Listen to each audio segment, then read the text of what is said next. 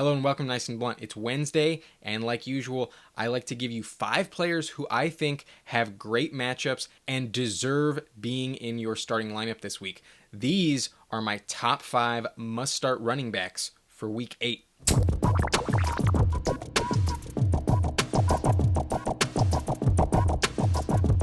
Okay, so I don't like to make this video too easy on myself, so I try not to include anyone who I would normally rank inside the top 10.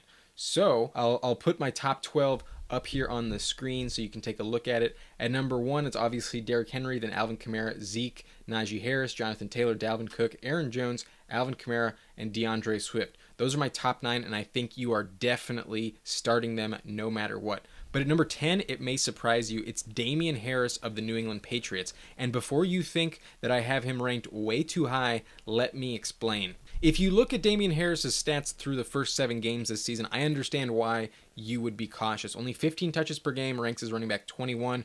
Not a big role in the receiving game. Only 1.6 target a game, ranks 55th among all running backs. So you're really not counting on him, and in PPR leagues, he is a bit of a liability. However, he's turning his workload into 71 yards per game. That ranks 25th among all running backs on a pretty efficient 4.6 yards per carry this season. That ranks 20th among all running backs in that stat. He's also scoring at a pretty decent rate, 0.71 touchdowns per game this season, and that is a top 20 rate, 17th among all running backs to be specific. He's turning that into 12.2 half PPR points per game, and he's quite touchdown dependent in order to reach that number. So I understand why you would be hesitant with Damien Harris. But look a little bit closer. In his last 3 weeks, Damien Harris is on fire.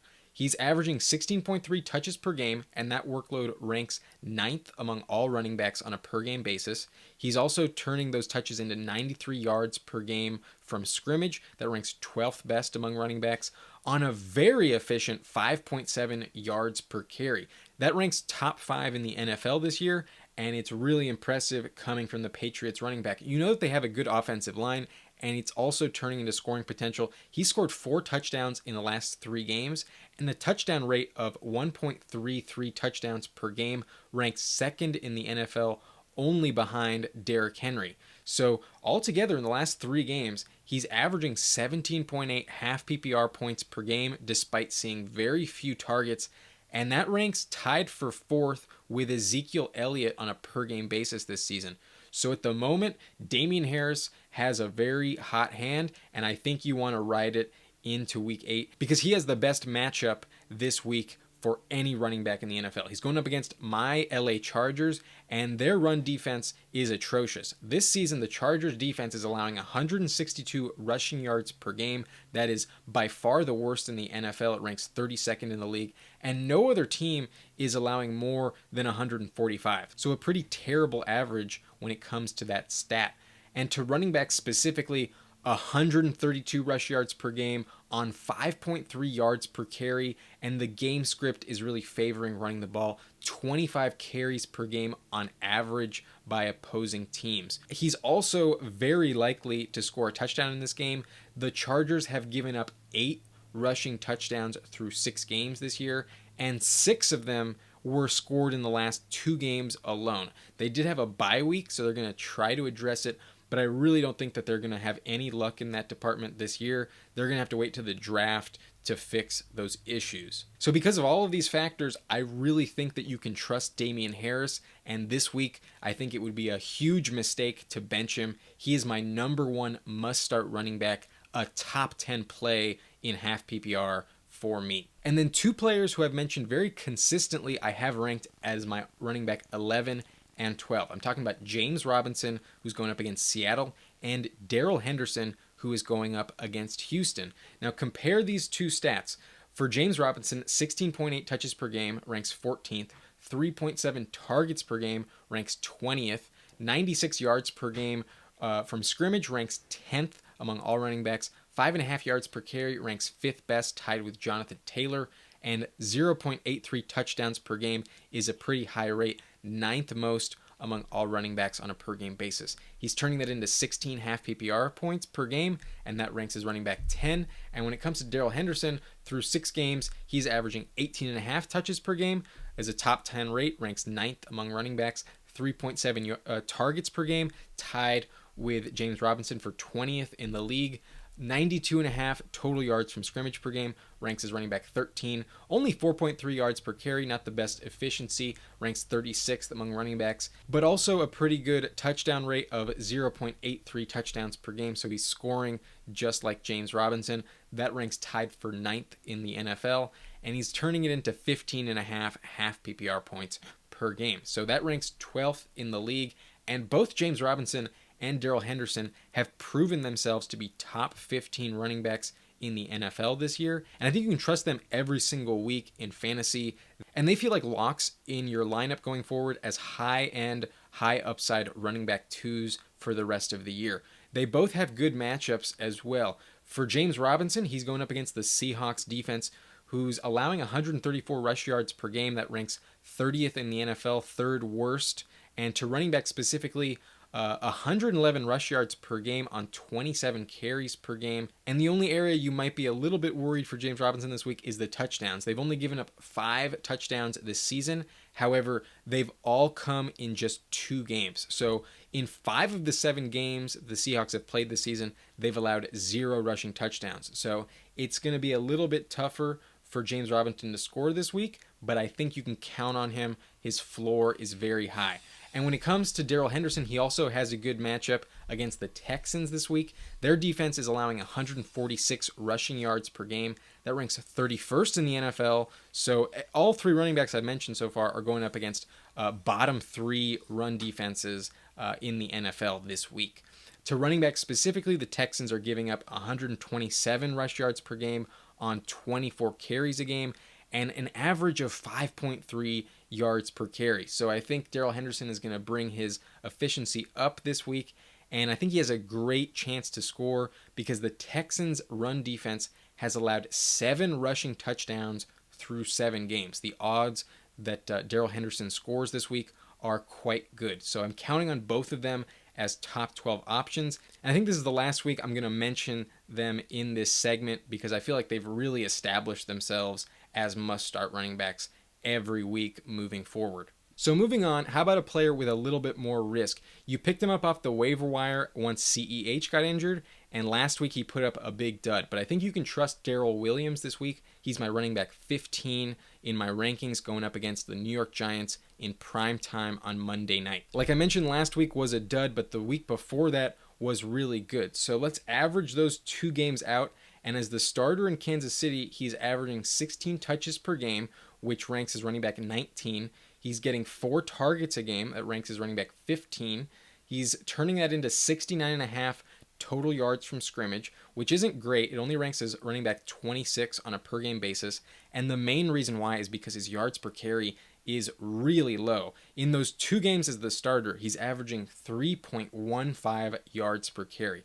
That is a terrible stat. And to put it into context, it ranks 70th in the NFL among running backs. Not 17th, not 1-7, 7-0. So just a terrible stat when it comes to Darrel Williams' yards per carry this season. He didn't score last week, but 2 weeks ago he scored 2 touchdowns. So there's definitely some volatility with Darrel Williams, and he is definitely touchdown dependent, but an average of 14.45 half PPR points per game ranks as running back 15 on a per game basis this season. And that's where I have him ranked this week as my running back 15. So the floor is pretty low. However, I do feel confident that he scores a touchdown because he's going up against the Giants in prime time. The Giants defense is allowing 125 rush yards per game, which ranks 24th in the NFL, so bottom 10 in the league. And to running back specifically, 111 rush yards per game, pretty decent. 25 carries a game, so good game script that would favor running the ball, and an average of 4.4 yards per carry, which is average, but it's definitely a lot better than what Darrel Williams is used to producing with only 3.15 yards per carry this season. So I think that this is going to be a good matchup for Darrel Williams, especially because the Giants have also given up 6 touchdowns to running backs through 7 games. 4 rushing touchdowns and 2 receiving touchdowns this season. So I like Darrel Williams' odds to get into the end zone. And even though he's definitely risky, I think you can bank on the touchdown this week. That's why I trust him as a must start in week 8, my running back 15 in half PPR. And then lastly, the fifth name on this list is a player that definitely carries some risk, but I think this week you want him in your flex spot. I'm talking about Zack Moss of the Buffalo Bills, my running back 17 this week, going up against Miami.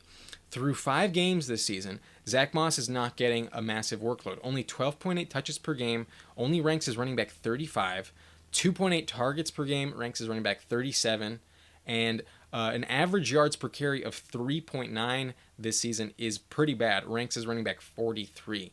He's turning that workload into 63.4 yards per game. That ranks as running back 30 on a per game basis.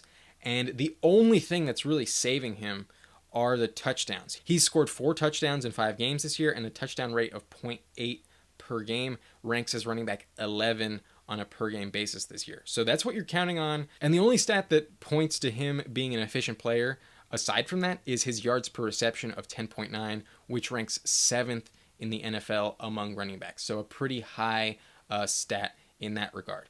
But 12.1 half PPR points per game is his average this year, and that ranks as running back 20. He's definitely touchdown dependent.